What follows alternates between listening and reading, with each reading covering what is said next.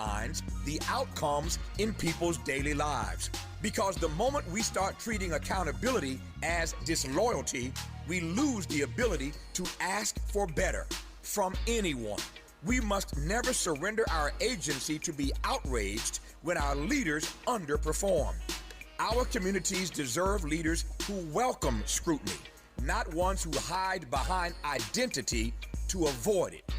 Now, let me put my hard hat on, go back outside, and see if these procrastination Crenshaw construction crews have shown up yet. I'm saving space for grace, but if these trucks don't show up soon, well, you already know. With the KBLA Talk 1580 editorial, I'm Tavis Smiley, and as always, we welcome your feedback.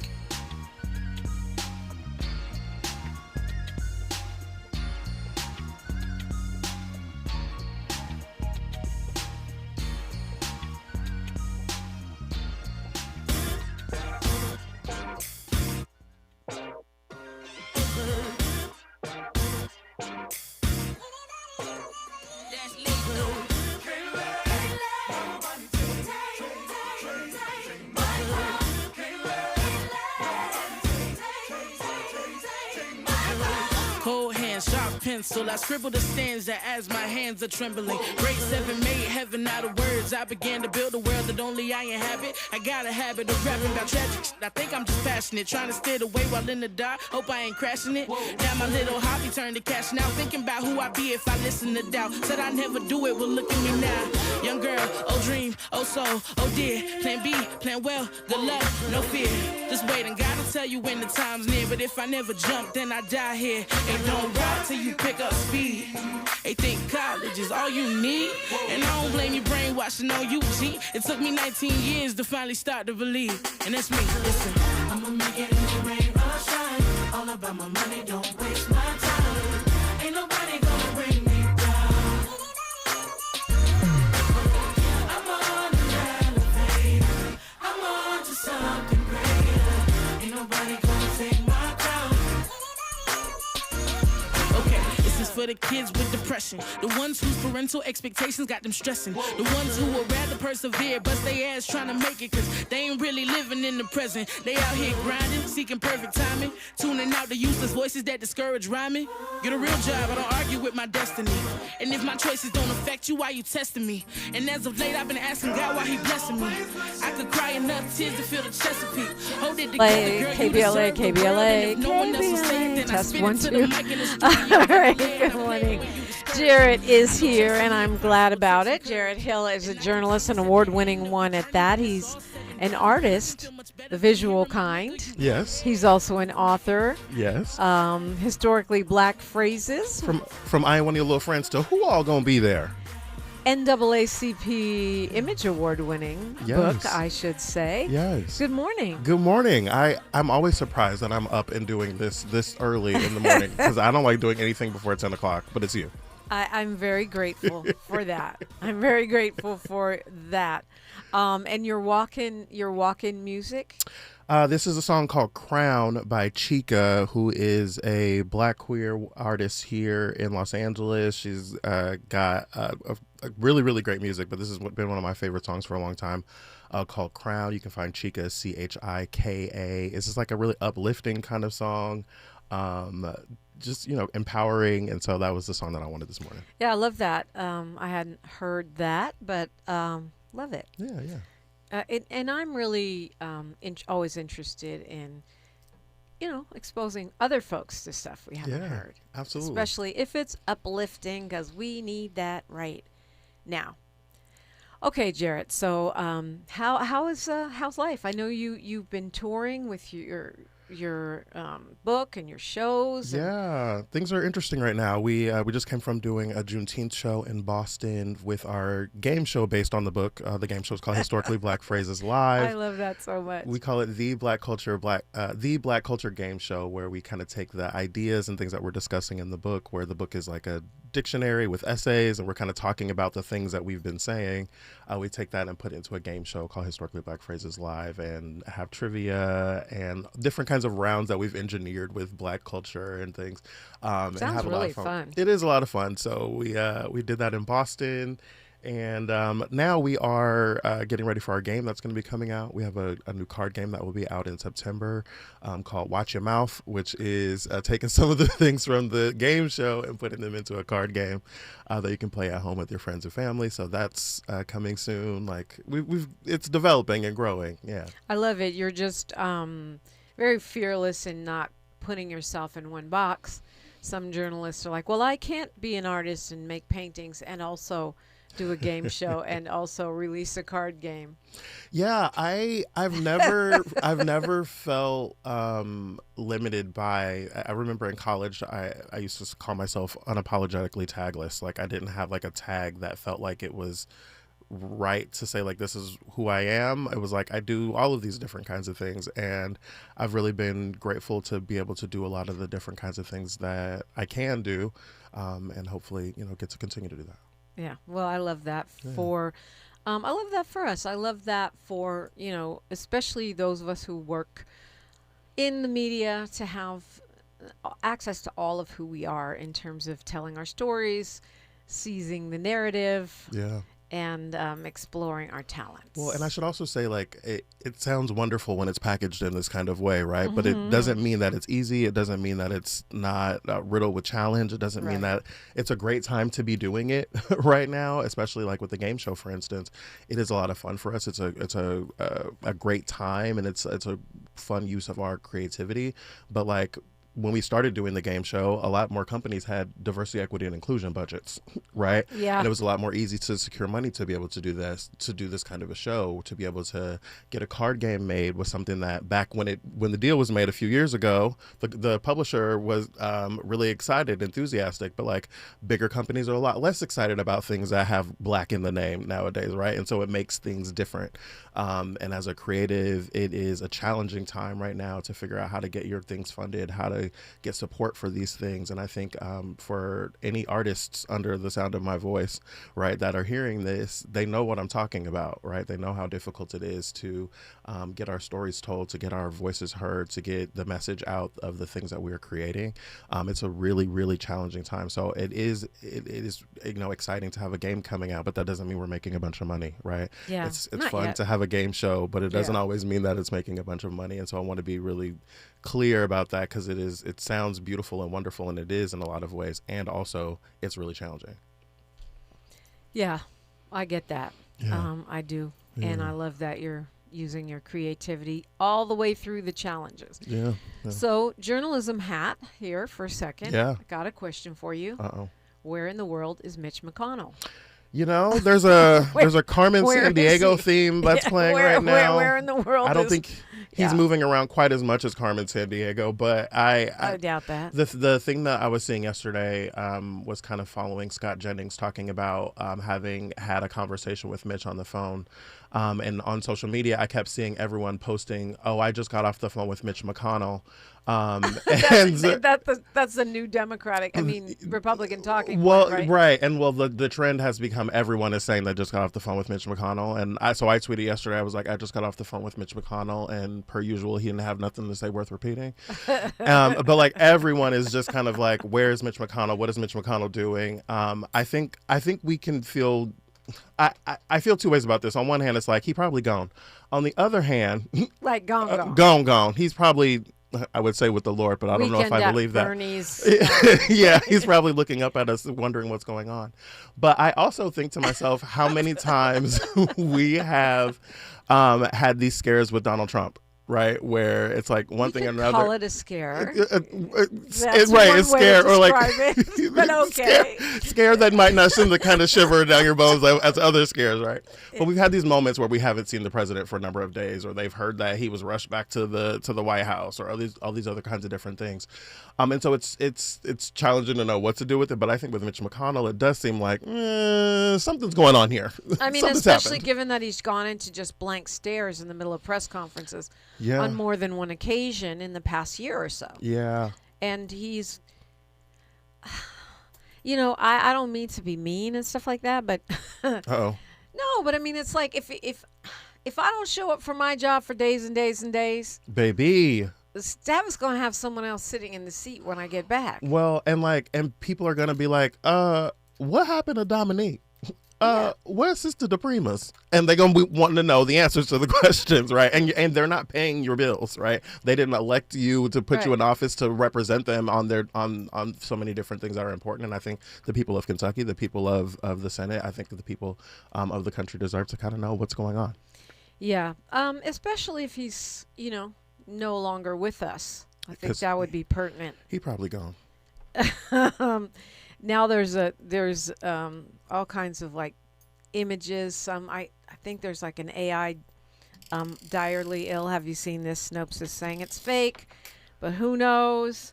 Going around like, oh wow, there's all kinds of so this is the real challenge when we think about media literacy, right? Yes. We talk about having been in media for so long. I think that we are subject to being presented with any kind of information that affirms something that we believe, right? Like, oh, this picture of Mitch McConnell in a hospital bed dying, like any kind of photo like that, you'd be like, oh, I probably believe that. Yeah, why not? Right. Snopes says it's fake. But I'm just, and why don't you sit up and talk to us on camera then? Yeah. If you're worried about all these deep fakes. Anyway, 800-920-1580. If you want to weigh in, you are welcome. It does bring up an interesting series of questions. When we come forward, we can address those. How old is too old? That is a bit of a crisis in both parties at the moment. And what is the accountability that these folks have to be able to do the job? I mean, we could extend that all the way to the president. Being alive may not be enough. We may need you to be functional. I'm just saying. It's KBLA Talk 1580. She's reclaiming her time on KBLA Talk 1580. More First Things First with Dominique DePrima when we come forward.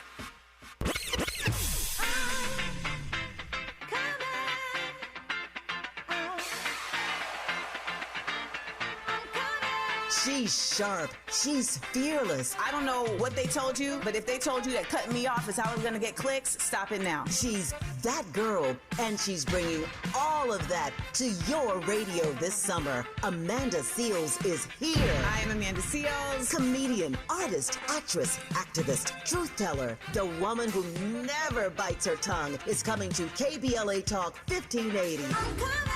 And baby, the conversations are about to be unmatched. Every Friday, she's going to be lit noon to 2 p.m. and back again 4 to 6 p.m. Starting Friday, July 17th, only on KBLA Talk 1580. Amanda Seales, keeping it real, keeping it raw, and keeping it rooted.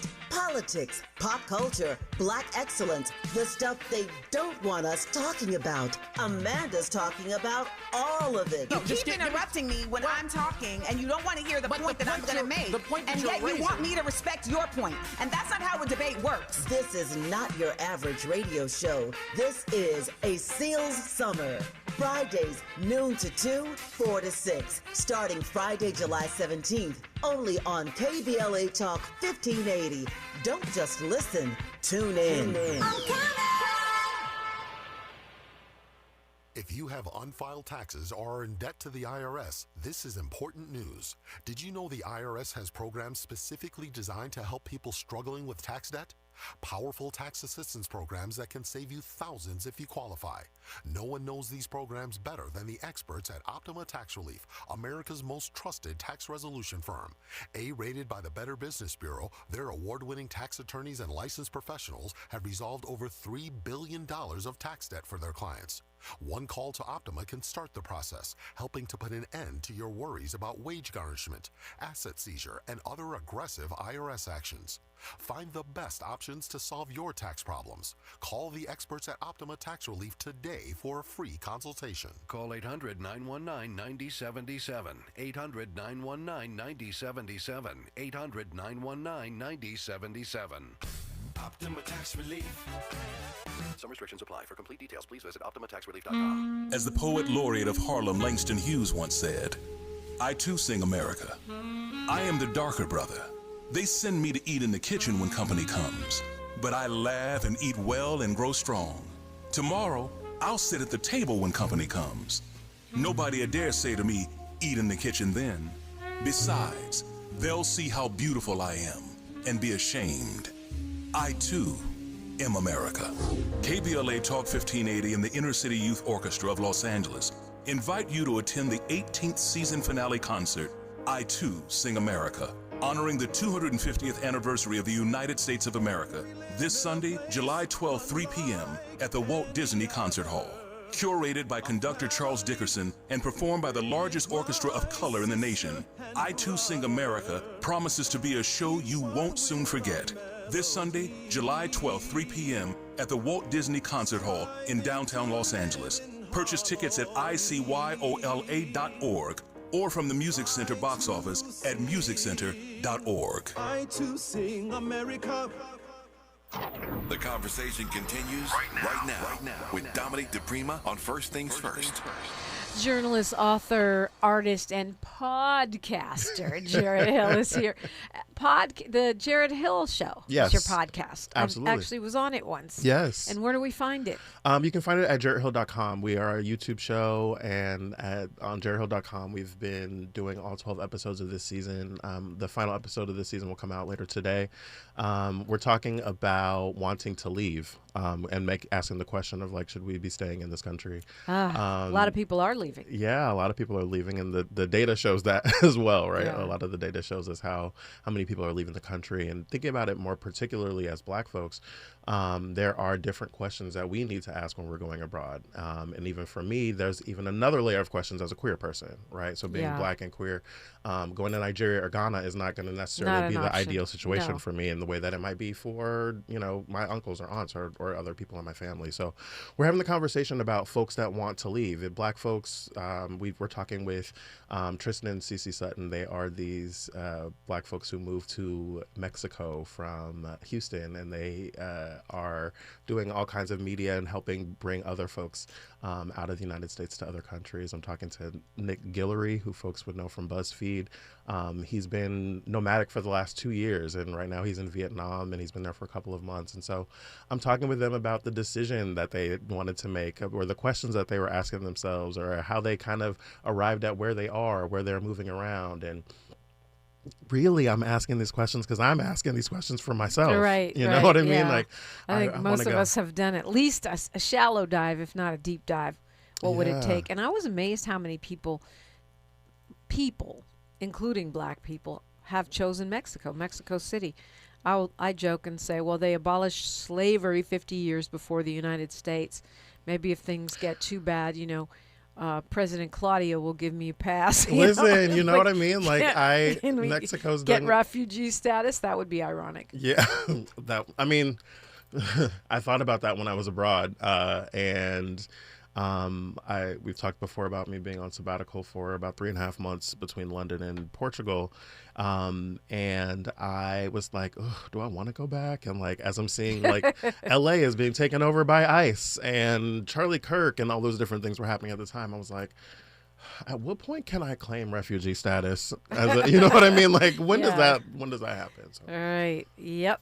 And then, of course, other countries are cracking down because they're mad at us. Mm-hmm. But we can do a show on that another day. And if you want to hear Jared's podcast on it, you can go to jaredhill.com. You can find it on YouTube, at Jared Hill on YouTube as well. 2 R's, 2 T's. 2 R's and 2 T's, yes. Yeah, in case you're getting confused.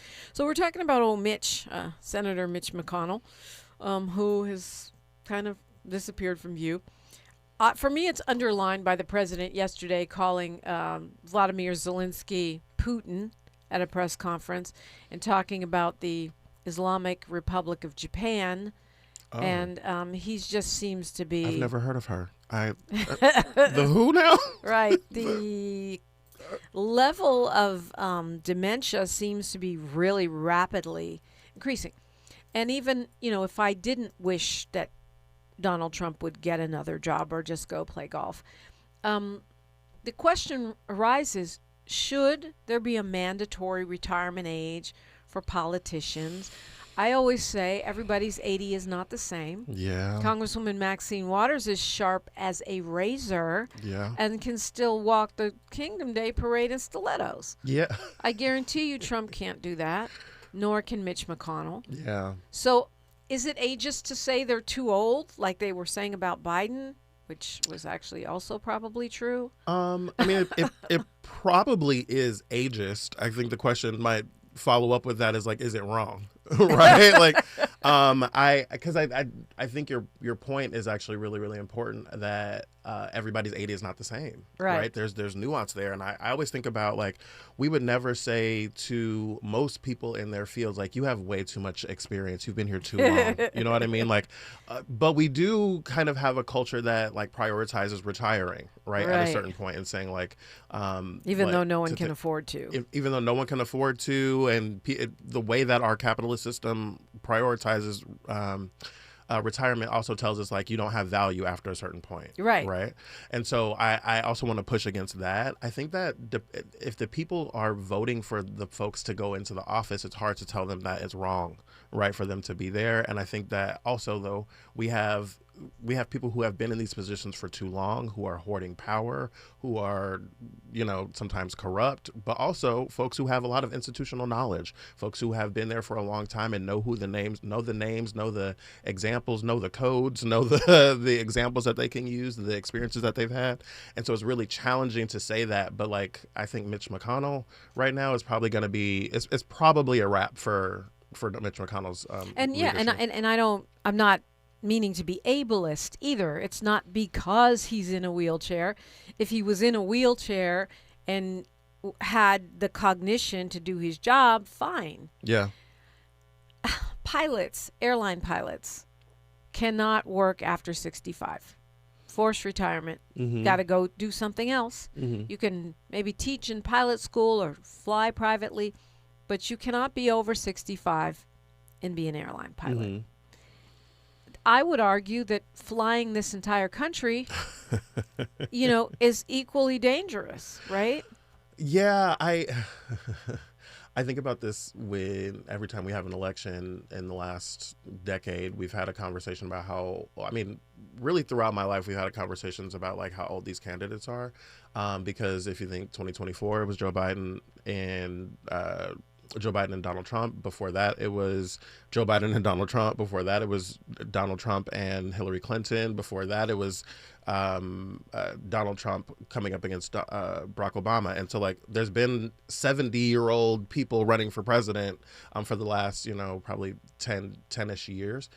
And that's been a converation of, like, how and old 80-year-old people being president. Yeah. And which is a whole other decade. Yeah. Right? I mean,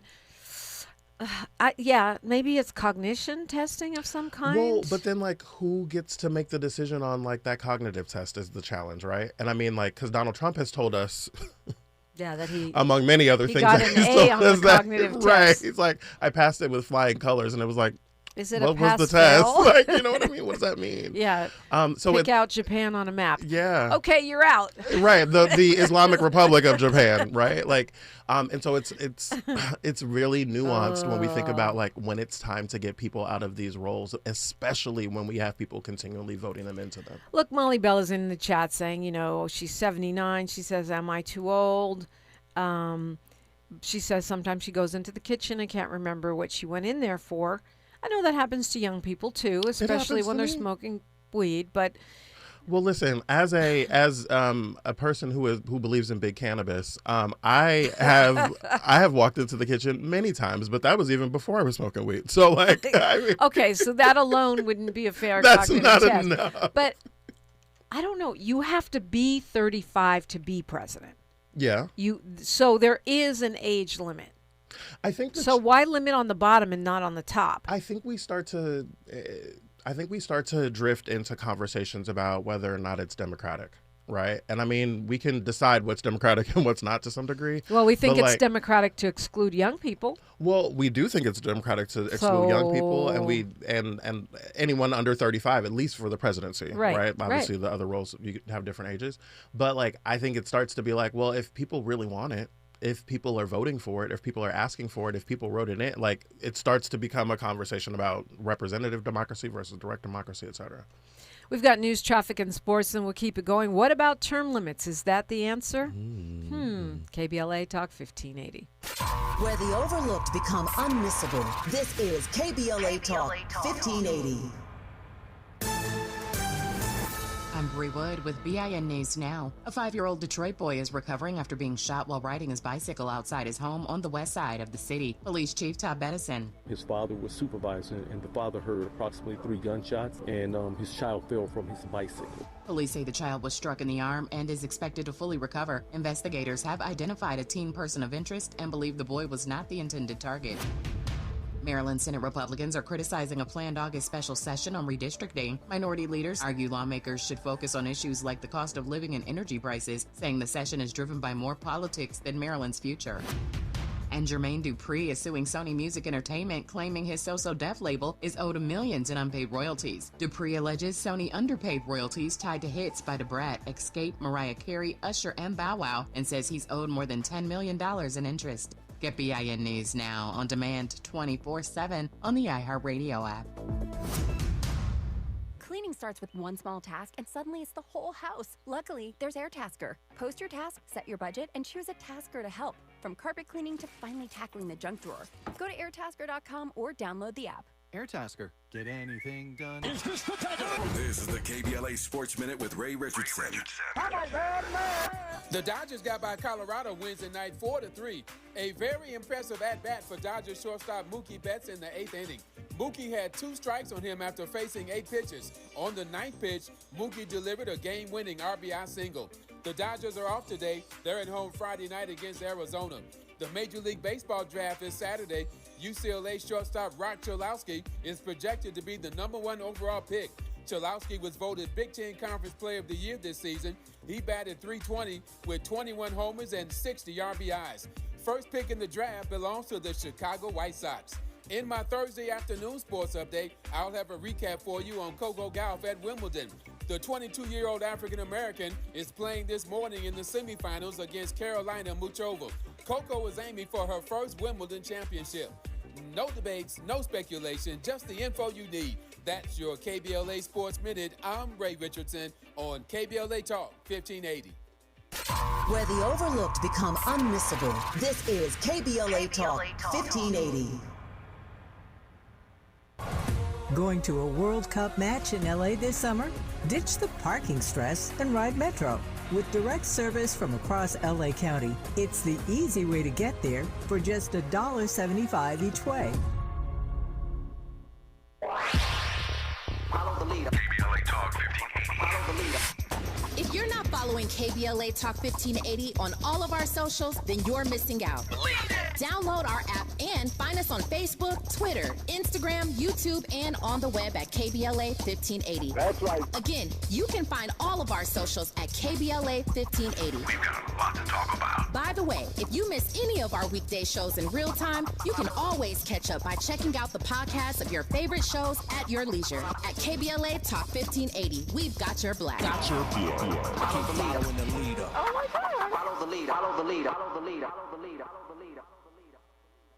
Don't be anxious or confused about AI. Take control of your career when you get the skills to tackle real business problems and design specialized solutions. HR Dive reported that entry-level talent with applied AI credentials can receive up to a 25% salary boost. But where do you find training that you can trust? Future-proof your career and deliver more value with Humans Lead the Way AI. Their hybrid learning courses use practical definitions, real-world examples, and strategic insights to help you and your team understand AI with confidence. No magic, no hacks, no shortcuts. Just practical knowledge that helps you use AI more successfully. Don't wait. AI can never replace people who know how to use it well. Register for courses today at humansleadtheway.com. That's humansleadtheway.com. This November, you'll decide who leads California. So shouldn't you hear directly from the people asking for your vote? Join us for California Voices, a political town hall and ballot forum, Saturday, October 3rd, 2026. Meet candidates running for governor, lieutenant governor, attorney general, and other major statewide and local offices, including Mayor of Los Angeles, city attorney, and LA County Sheriff. Get clear, nonpartisan breakdowns of the propositions on your November ballot, both sides, no spin. And ask your questions directly, in real conversation. face to face. California Voices is brought to you by KBLA Talk 1580 and the Empowerment Congress, giving you the information you need before you vote. Mark your calendar, Saturday, October 3rd, 2026, California Voices. Follow KBLA 1580 for details and download the KBLA 1580 app. Your vote, your voice. Be there. Let's do this. We're heading into one of the most important election seasons in a generation. And with so much on the line, your health care, your economy, your neighborhood, you deserve more than sound bites. You deserve the full story. KBLA Talk 1580 is your trusted voice for political coverage, commentary, and conversation. From local races to national headlines, we bring you the insight and perspective you need to make sense of it all and make your voice heard. Between now and November, a lot will happen. A lot will change. But one thing won't. KBLA Talk 1580 will be right here, keeping you informed, keeping you engaged, and keeping it real. KBLA Talk 1580, the place for politics.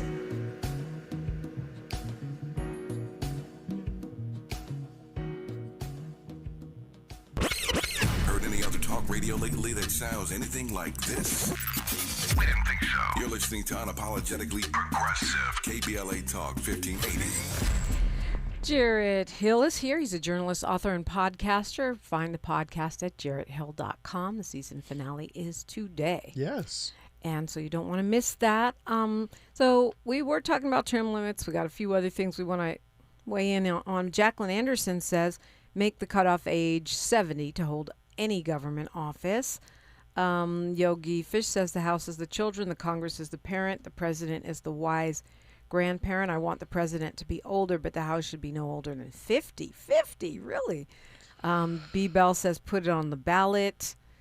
Term limits. Is that the answer? Like term limits?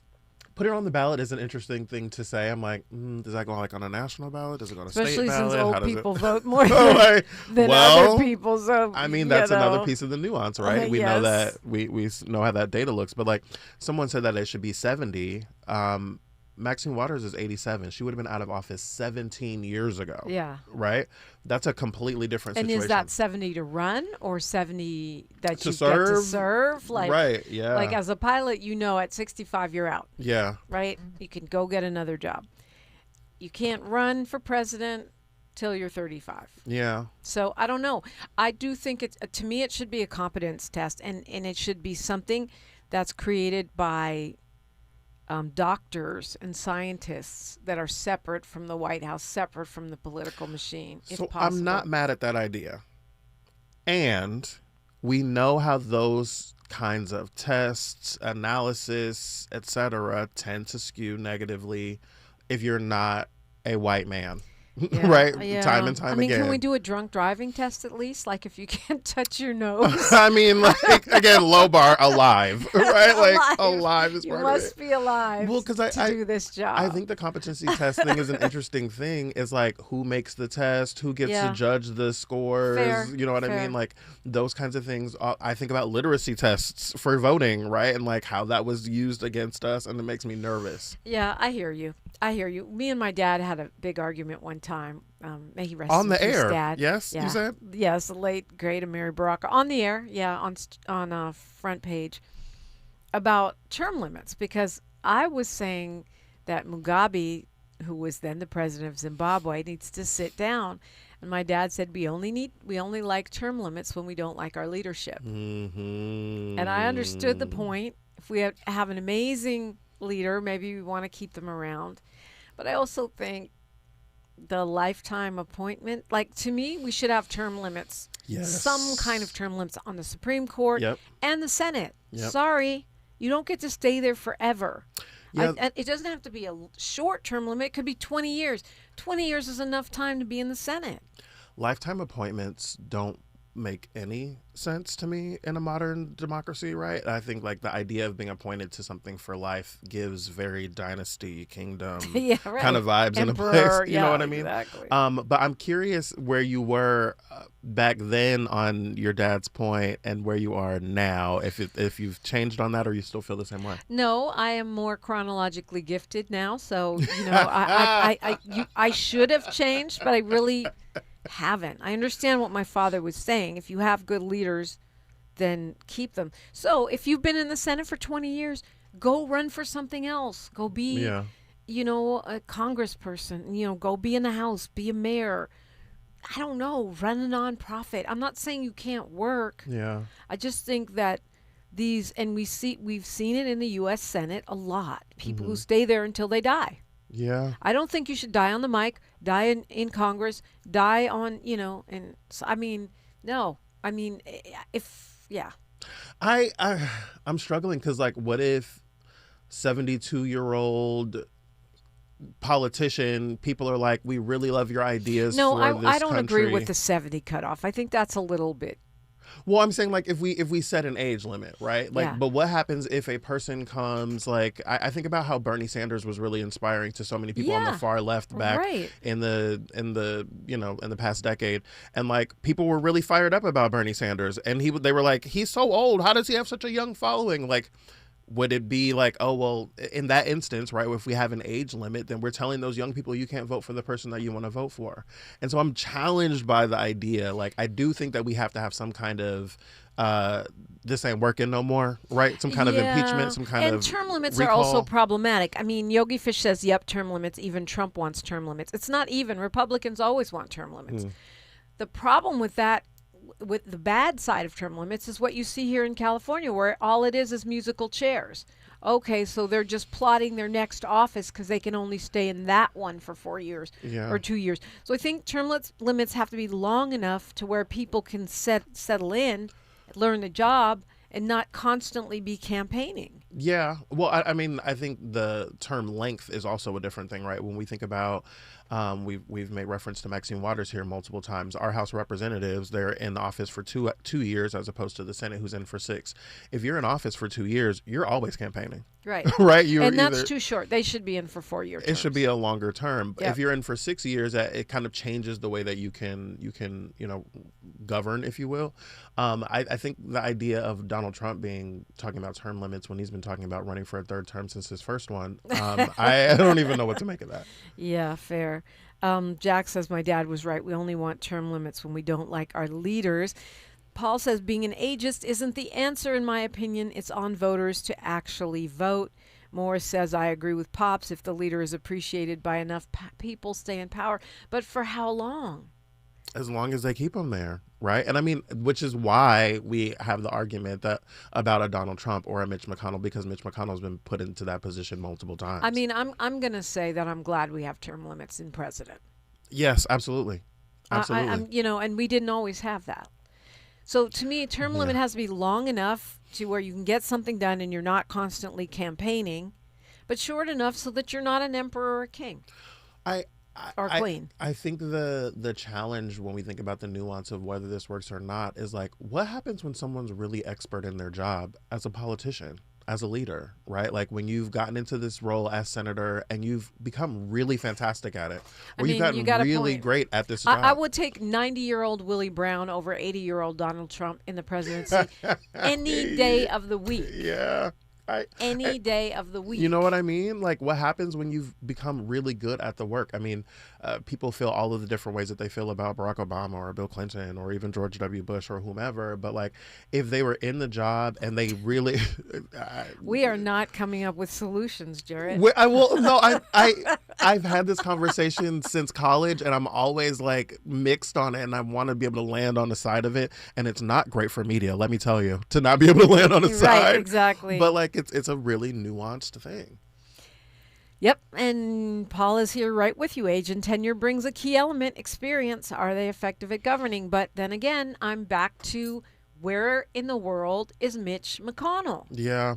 Well, And I even as we say that, like, I think there's something really important about knowing about some people knowing what was happening in this building 25 years ago. Yeah, where are the right? bodies buried? What was happening, or what systems that did we use? What kind of, rules did we pull? What kind of tricks can we use to be able to get things done in difficult times? What do we do in disaster? How do we handle, a crisis? Those kinds of things are really, really important. And that institutional knowledge, you can't just read or get on ChatGPT. Well, it seems like one of the things that the Democratic Party is dealing with now is the legacy of Bernie Sanders, which is these Democratic socialists who are mostly younger, who are coming in and winning. Mm-hmm. Right. And to me, the reason I bring that up is because there's a generational element to that. Yeah. It's not just generational, because Bernie Sanders is, an elder. He has more chronological, what did you call it? I got that from Tavis. Chronologically gifted. He's more chronologically gifted, yes. Than most, right? Yeah. But the fact that there's this dissatisfaction with the Democratic Party, I think the corporateness of it, the sort of lack of taking bold positions and doing anything to actually help people of it all. We don't want to just hear you trash Trump. What are you doing? People want real policies that work, student loan forgiveness or free college, Medicare for all, like universal child care. These are the things, that that people care about. And this is also a generational shift where we're tired of hearing the same things over and over again. So maybe there is a solution there if we can make the Democratic establishment stop kneecapping these folks. Well, I'm pretty sure I've said this on the air here before, but I think about, I was a news kid, right? When I was a little kid, I was watching 2020 on Friday nights in elementary school, right? Because I was just always really fascinated by the news. And I can tell you that every presidential election, every midterm election since I was a child, I have heard our leaders talking about our broken healthcare system, our broken financial system, our broken education system, our broken infrastructure, our broken political system. And these systems are still broke. That was in the 90s when I was a little boy, right? And nobody's fixed it. And no one's fixed it. And I say that to say, this system, again, as people have heard on this air many times, this system is working in the way it's been designed, right? And I think that when we are looking at how we can rebuild this system as it is crumbling, I think we can look at this and say, the way that this two-party system has operated is not working. It did not work for the things that we said we wanted to achieve. The way that our representative democracy, as opposed to maybe direct democracy, has been working, maybe that's not the way that we want to go the next time. Or maybe we need to figure out how to do representative democracy differently. Redo the system. Yeah. A true multiracial democracy. Yeah. Actual one person, one vote, where we get rid of the electoral college, where we have proportional representation in the Senate, or D.C. becomes a state, where Puerto Rico either becomes a state or becomes independent. You know what I mean? So you've thought about this, is what I'm hearing. You've got thoughts. Or we have term limits on the Supreme Court. Yeah.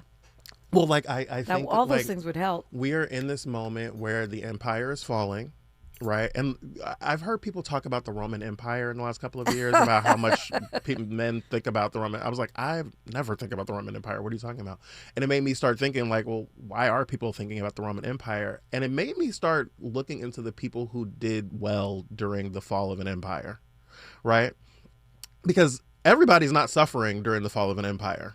Elon Musk. Well, that's not what I meant. Oh, sorry.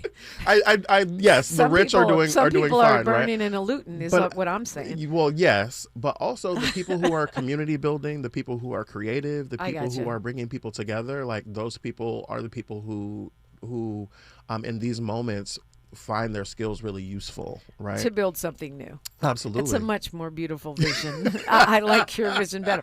I do want to say this, though. Remember Tom Keene Jr., he's a Republican. He's a Republican lawmaker from New Jersey who went missing. Okay. He was gone for 4 months from his job. Oh, yes. And he came back and said he was depressed.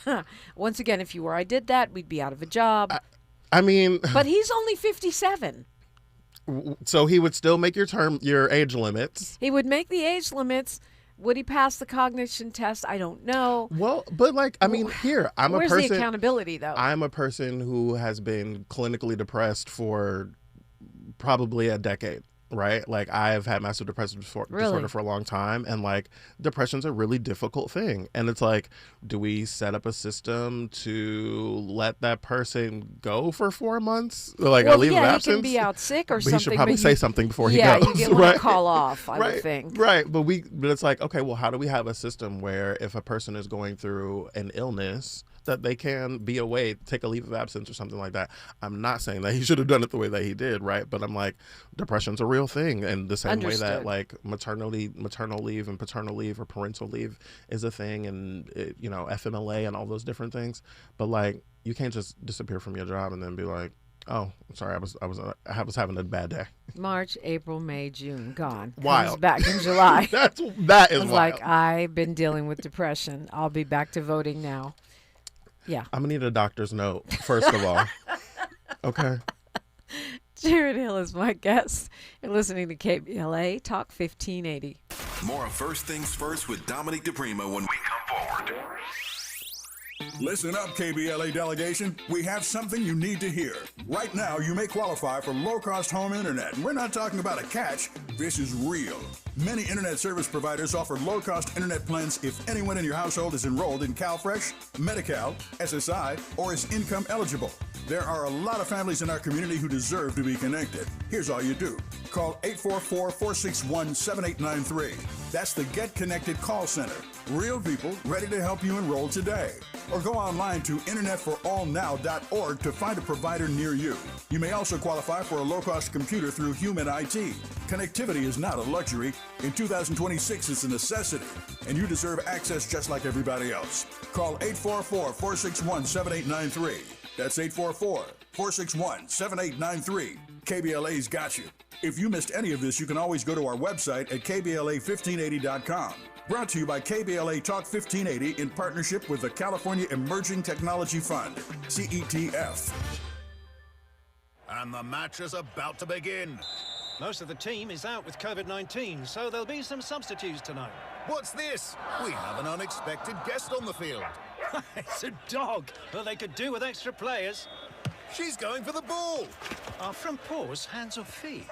Soccer season is full of surprises, and COVID-19 could be one of them. If you test positive, prescription medications may help. Ask your doctor if they're right for you. Learn more at PfizerForAll.com. Sponsored by Pfizer. One of life's greatest mysteries has finally been solved. Who let the dogs out? Spruce, spruce, spruce. It's spruce, the weed and grass killer that's safe for use around people, pets, and bees, when used as directed. Spray the leaves for visible results in just 1 hour, and dead weeds in just 1 day.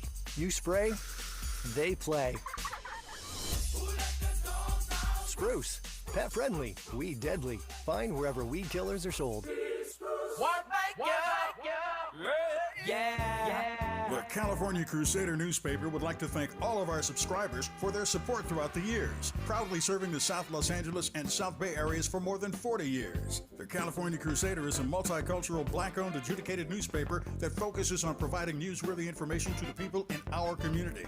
We're constantly looking for ways to assist businesses in our community to connect with our subscribers. We provide low-cost, effective ways to promote your business with our reasonable and affordable advertising rates. You can participate by suggesting, sharing, and submitting your stories on the California Crusader newspaper Community Share Facebook group page, or visit our website at cal-cruise-news.com. That's calcruisenews.com. Then click on the Submit Now button located on the top right corner of the homepage, or text CCN to 42828. Again, text CCN to 42828. The California Crusader newspaper, working together to build a better community for our future. Subscribe today. This is KBLA Talk 1580, where hate loses and love wins. Yeah, I love the conversation that is going on in the YouTube chat room in the comments, because they are, all the things we're struggling with, they're struggling with. Yogi Fish is laughing at you saying, I'm going to need a doctor's note. Absolutely. And Kwamel says institutional memory matters. We definitely don't want the lobbyists, gaming legislators, or POTUS using the highest institutional memory. Meaning, if the lobbyists have a lifetime appointment and the politicians don't, then who holds the secrets or the information? I think a great way to demonstrate the importance of institutional knowledge is how much we've forgotten about COVID and quarantine already. Ooh. Right? We've forgotten what it was like to see the president of the United States on television telling you to inject bleach into your body, or to use ultraviolet light to blast COVID out of your body, and like people actually doing it. It's coming back to with me. bleach and things like, you know what I mean? Like it starts to come back, but you need someone to remind you, like, remember when we had a different president and like he had on a tan suit and people acted all kind of crazy about, like, institutional knowledge. You've been here for a little while. Remember when we had a president who told us that a country had weapons of mass destruction, and they showed us all these pictures and images, and then we found out that that was not true? Institutional knowledge can take us back to the Bush and Cheney administration, right? Those things are so important to be able to like have that context, especially when our history is being rewritten, when our media and our news is being slanted in certain kinds of ways. It's so important. And when we're being taken into war for more lies, why are we at war with Iran? We don't even know. Certainly at least none they of the were reasons clear we've on been their lie of the weapons of mass destruction. They had one lie. Now we're getting like 5 different stories. Certainly none of the things that we're being told seem like the right answer of why we're there. So I just think that when we talk about the nuance and the importance of this one, it's not an easy thing for us to come to a solution on with term limits. Yeah. Well, but I do think the rise of these young Democratic Socialist candidates is an indication that there is a rebellion going on. And I think it's political. I also think there is an age component to it. We're tired of having 80, 90-year-old, or people that, I don't even want to say 80, 90, people that cannot function in their jobs at the top of their game. Well, I think there's that. I would also imagine, like, imagine being 20 years old right now and looking at the climate, right? Looking at our politics, looking at our education system, looking at our financial system, and being like, y'all did what now? Right? Yeah. Like, and now I have what to look forward to, right? I can see the democracy is crumbling. I'm looking at the way that that women are being handled. I'm looking at the way that trans and queer people are being handled. I'm looking at the way that black folks are being handled. I'm looking at the way immigrants are being handled. And I'm like, yeah, that probably would impact my politic, right? And I think about this with my little sister who is 25. And I'm like, she at 19 had so much more like political awareness than I feel like 19-year-olds when I was 19, right? And I was pretty politically aware. But I think to myself, like, yeah, well, if Donald Trump was the president and every media outlet was always talking about him and this cabinet and the things that he's doing, more people would have been politically aware when I was younger, right? And I think about how engaged these young people are, and I think that's really, really important. Yeah. Well, I can't imagine it because I gave birth to one of those. Boom. A 20-year-old yeah. who tells me about our terrible things that we left, his generation with all the time. And but I may have a skewed vision because that child grew up around politics. I think he was maybe 4 or 5 when he said, "Mom, I don't want to watch Keith Olbermann." Yeah. So I'm abusing my child with progressive politics. Anyway, it is an interesting time. I think there is a sea change. They tried it with Graham Plattner. He stepped down yesterday. He will not be running for Senate in Maine. And they were trying something new. Something old, something new. I think we are going to, in these coming years, see more and more that the Democratic Party is not going to be saving this country in the way that we would love for them to. I think it will be, whether it's Democratic Socialists or some other kind of things uprising, this two-party system has not worked, right? This democracy has not worked in the ways that we said it would. And I think that when we see these kind of uprisings of other groups, we're going to have to start asking questions about the things that they're asking for. I mean, honestly, I'm grateful to Bernie because he made it safe to be a Democratic Socialist in America. I've been one my whole life. Yeah. But when you told people that, they wanted to run you out of America. Now you get to win and be mayor of New York. Boom, right? That represents progress. It does represent progress.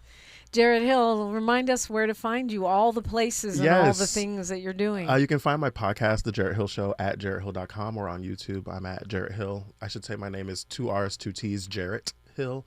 And you can also find my book co-authored with Tre'vell Anderson. It's called Historically Black Phrases from I Ain't One of Your Little Friends to Who All Gonna Be There. You can go to historicallyblackphrases.com for the book and our new card game that will be coming out in September called Watch Your Mouth. And thank you for having me. Yeah, thanks for coming in. Maybe we can play Watch Your Mouth on the air one Absolutely. day. That would be so fun. Yes, I'll bring Tre'vell in. We'll have a good time with it. Absolutely. That will be fun. We are talking music next hour. Exhale. KBLA Talk 1580. KBLA 1580 Santa Monica. I'm Bree Wood with BIN News Now. A 5-year-old Detroit boy is recovering after being shot while riding his bicycle outside his home on the west side of the city. Police Chief Todd Bettison. His father was supervising, and the father heard approximately 3 gunshots, and his child fell from his bicycle. Police say the child was struck in the arm and is expected to fully recover. Investigators have identified a teen person of interest and believe the boy was not the intended target. Maryland Senate Republicans are criticizing a planned August special session on redistricting. Minority leaders argue lawmakers should focus on issues like the cost of living and energy prices, saying the session is driven by more politics than Maryland's future. And Jermaine Dupri is suing Sony Music Entertainment, claiming his So-So Def label is owed millions in unpaid royalties. Dupri alleges Sony underpaid royalties tied to hits by Da Brat, Escape, Mariah Carey, Usher, and Bow Wow, and says he's owed